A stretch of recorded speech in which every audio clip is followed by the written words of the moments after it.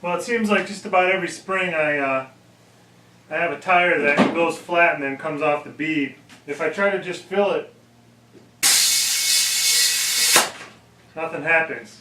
It just not enough pressure on the tire to get it to the bead to seal. So what you can do is, if you have a ratcheting tie-down strap, which has apparently become my favorite tool, all you gotta do is tighten up this tie-down strap.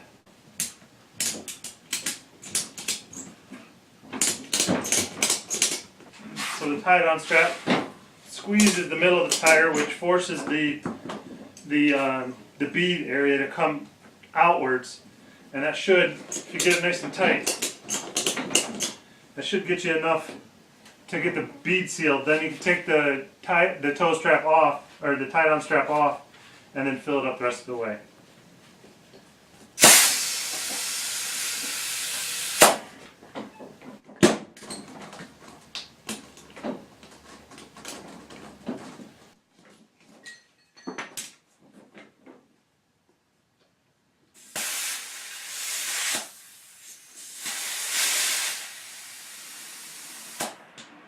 And there we have a full tire.